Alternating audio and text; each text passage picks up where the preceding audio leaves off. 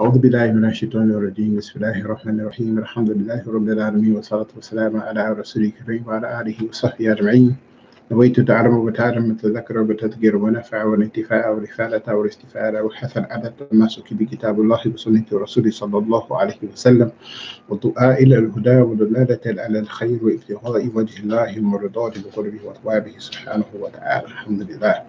All right, for this next section, we're going to go over two chapters, chapter 12 and 13, inshallah. All right, chapter 12 is covering sincerity. So Imam Al-Haddad starts off with Allah the Exalted says, I created jinn and mankind only that they may worship me. And he also adds another ayat, O my servants who believe, my earth is vast, and my earth is vast. It is I whom you should worship. Okay. So Imam Al-Haddad starts off, he says, O believer, may Allah grant you success. You must free yourself for the worship of your Lord by removing all hindrances and avoiding all diversions and obstacles. Now, this is not easy for a lot of us because of a lot of reasons. We all living, got life going on, things happen, and, there's not too much we can do to free ourselves from hindrances, distractions, diversions, and obstacles. This is only going to be accomplished by the tawfiq of Allah. If Allah does not grant us success in this area, then we will always come up lacking in trying to free ourselves of these things. So this is one of the things that we should ask Allah subhanahu wa ta'ala to give us tawfiq in, to grant His fadl and His ni'mah to us so that we may be able to free ourselves from these distractions. But in the midst of trying to be free from these distractions, we should strive for it. We should also be people of ikhlas, sincerity. We should have the deepest longing and desire to always do our best in the most that we can in order to engage in our worship of Allah subhanahu wa ta'ala to the point where we are not neglecting our obligations of life and family, but we're also fulfilling the rights that are owed to our Lord. It has to be a good balance that comes along with this here.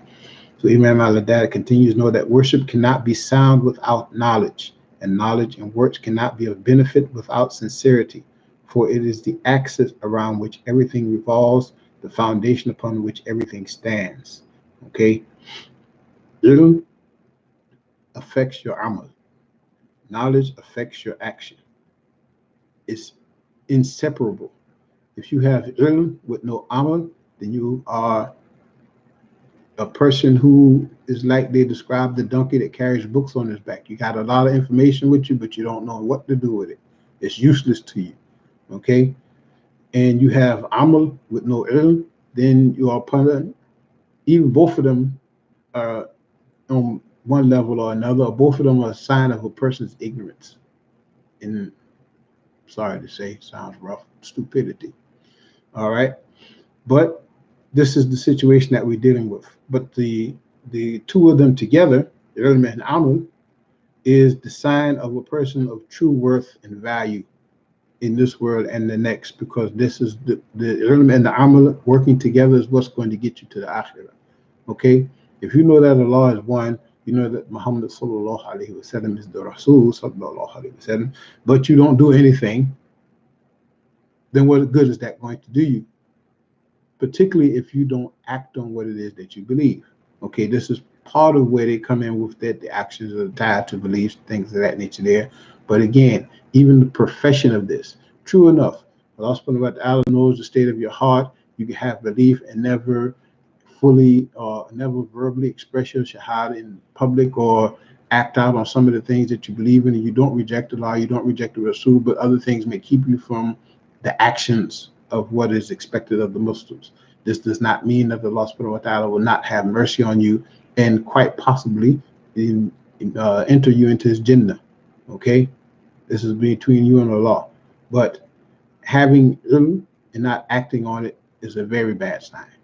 So don't be of the people who show bad signs, whether publicly or privately. Have some integrity. This is what he's talking about with ikhlas. If you really believe this, act on it. Do what you have to do. Okay. So Imam Al-Haddad continues, as Abu Qasim al-Qushayri said, rahimahullah ta'ala, sincerity is to have no other intention than the real. meaning Allah, in your acts of obedience, which means that you should intend with your acts of obedience to draw nearer to Allah. Nothing else. No ostentation before a created being, wish to be praised among people, wish of their owing you a favor, or anything other than drawing nearer to Allah subhanahu wa ta'ala. He said, it would be true to say that sincerity is to free the act from watching watching created beings. This is the essence of this chapter. Okay?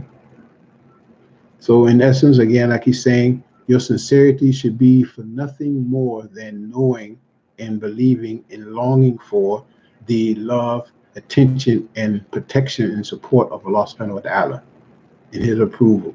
Nothing else. I don't get up and I don't go into the masjid and pray all of these rak'ahs so people can see me and say that I'm a wonderful person. I do all these prayers and do all these things. I don't give sadaqah so people can say, man, that brother there, that sister there, sure enough, be looking out for the poor people. And all of these things you're doing, you're not looking to seek Allah's face. You're only wanting somebody to pat you on your back and say things to make you feel good about yourself. It's a bad sign. Bad sign. And we're smart enough to understand all of the different ways that this can manifest in our day-to-day lives. Any questions about that, please put it in the chat. All right, chapter 13, ostentation. In ostentation, better yet, this can be understood as being riyah. Okay.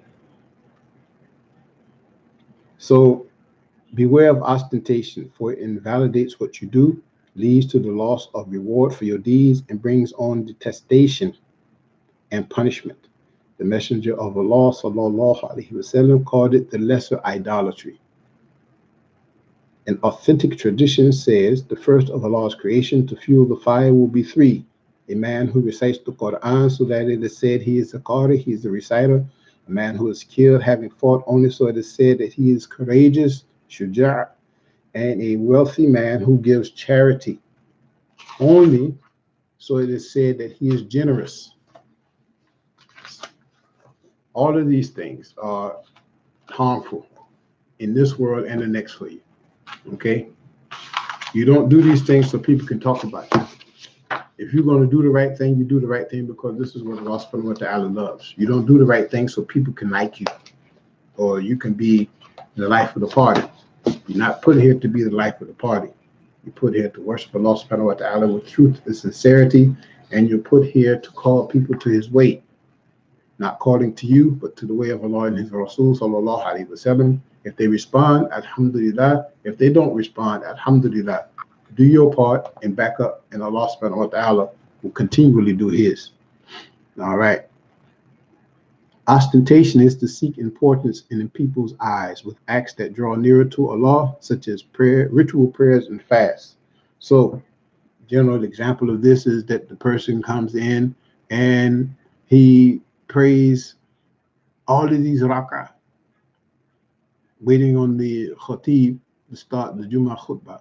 Some people may do it out of sincerity. We're not saying everybody does it. But generally, what one should do when you come into the masjid is you should offer a couple rak'ah. Some people say 2, some people say 4. Sit down, make dhikr. If you want to read Quran, or just sit there and make fikr and reflect over Allah's creation and the day that you're there for, etc., etc., etc., etc. But not questioning intentions again, but more often than not, if you see somebody comes in and from the time they come in the door, 30, 40 minutes before Jummah starts, and they're just praying. Again, Allahu Alam, they may be sincere about it.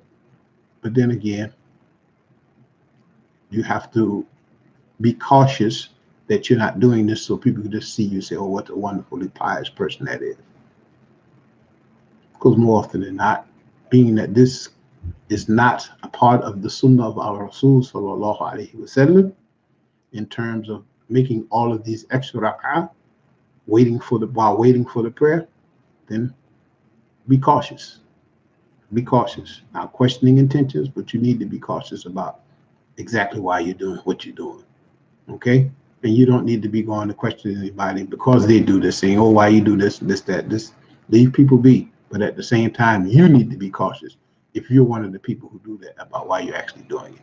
Because more often than not, doing things that exceed the limits of what we know to be sunnah or the practice of the Rasul sallallahu alaihi wasallam is oftentimes a good, very good sign of a person engaging in riyah and showing off, ostentation, trying to gain people's attention and praise. Often a very good sign of that. So be careful about that. So Imam Al-Haddad continues, should you perceive ostentation in yourself, do not try to rid yourself of it by abandoning works, thus pleasing the devil. Very important thing. Even if a person may have a belief that what they're doing has some type of riyah in it, even if that was not the intention, but it's coming out, it's manifesting itself to you because you're being reflective about what it is that you're doing. Okay? If this comes along, don't stop doing what you're doing. Work on your intentions. Don't stop the act, because Shaitan will use this to get you to stop engaging in acts of ibadah and thereby losing a double reward from Allah subhanahu wa ta'ala. Losing the reward for striving fi sabilillah in his service, trying to do better, and also losing the reward of the act itself. Okay, because if you start off doing these acts sincerely for the sake of Allah, then there's hope for you. And even with riyah, if you're doing this solely for the sake of praise and worship of people, then there's no redemption for you from that. You just have to make tawbah and not do it again. But there's a good chance that you can possibly, for what is known as ujub, regain some of the benefits that go along with this. Or rather, from the riyah. The ujub is irredeemable because you have this all solely in your head that this is from you. And the riyah usually starts off with good intentions, and you can redeem yourself through tawbah. That's how that works.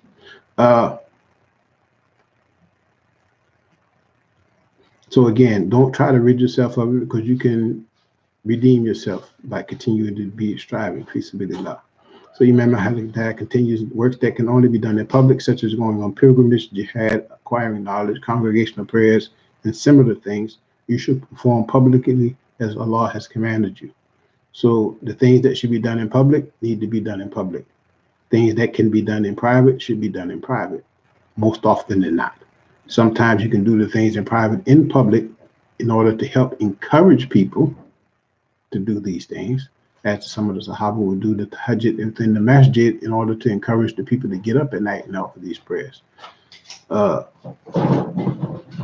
giving praise to Allah in public for some of the blessings that He bestowed upon them for whatever reason, particularly being able to engage in acts of worship.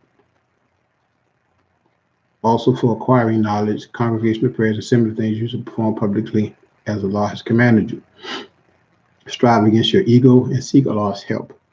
As for other other kinds of work like fasting, night prayers, charity, and the Quran recitation, then these you should go to extremes to conceal. For performing them in secret is unreservedly preferable. Okay, except for those who are safe from ostentation, who hope to be emulated by others, and who are qualified for this. So to clarify what I was saying, this is what Imam Al-Haddad ends off with as a clarification, rather, for what I was telling you. Do these things in private that should be done in private, because this is where you gain the most benefit and reward, and you're most free from the possibility of engaging in riyah. Okay? And again, like he said at the end, if you're a person who's sincere and you're free from kibr and riyah, and you have a hope that people will follow you in what you're doing and encourages people to do these things, and you're a qualified person for people to look at and follow and be encouraged by, then do this from time to time in public. Not all the time, time to time. And then with Allah's tawfiq. All right. سبحانك اللهم وبحمدك أشهد أن لا إله إلا أنت أستغفرك وأتوب إليك. السلام عليكم ورحمة الله تعالى وبركاته.